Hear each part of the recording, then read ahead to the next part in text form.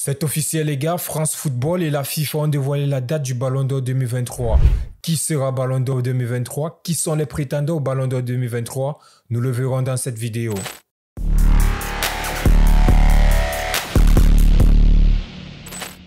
Après avoir marqué le deuxième but en finale de la Champions League et scellé la victoire de la 15e couronne historique du Real Madrid, Vinicius Junior est actuellement sur le toit du monde du football. Lors de la célébration du but de Vinicius Junior, l'ancien international anglais Rio Ferdinand, désormais consultant sportif, a dit ceci. Is that the Ballon d'Or in the bag now? Has he gone ahead now for the Ballon d'Or? Wow. He's looked dangerous in the second half. He's looked dangerous. Then he scores and backs it up.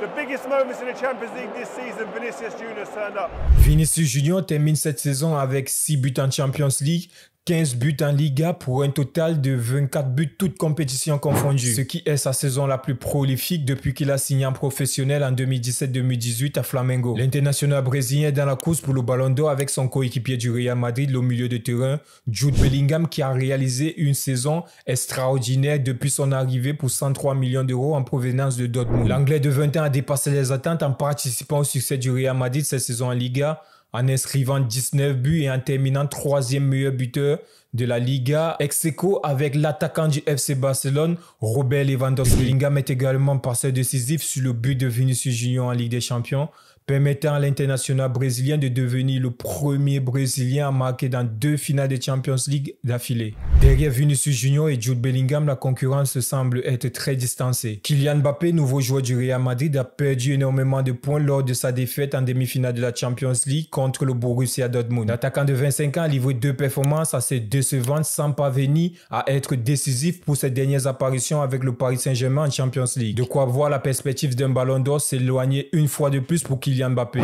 Même s'il est peu flamboyant ces derniers mois, le nouveau numéro 9 du Real Madrid a réalisé une saison à 43 buts et 10 passes décisives en 46 apparitions. Si Kylian Mbappé veut être couronné Ballon d'Or cette année, il devra faire un grand euro avec l'équipe de France en se montrant efficace et impactant sur tous les matchs de la compétition. Rappelons que Kylian Mbappé en équipe de France et dans les compétitions internationales, c'est très fort. Là, on attend juste de voir le début de l'Euro et qu'il nous montre de quoi il est réellement capable. En revanche, la lutte semble être définitivement perdue pour Harry Kane qui a été éliminé en demi-finale de Champions League contre le Real Madrid. En plus de cela, l'avant-centre du Bayern Munich n'a remporté aucun titre cette saison. L'ancien de Tottenham, dont le palmarès reste toujours vierge, a pourtant réalisé une saison de très haut niveau. Mais l'absence de titre pourrait être fatale pour l'attaquant de 30 ans qui devra faire maintenant un grand euro. Pour le reste, Erling Haaland, sorti en quart de finale de Champions League par le Real Madrid et non qualifié à l'Euro, n'a aucune chance cette saison pour remporter le Ballon d'Or.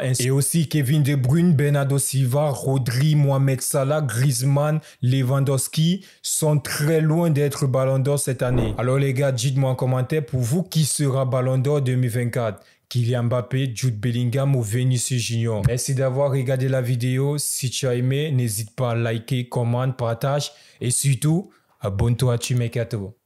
Ciao.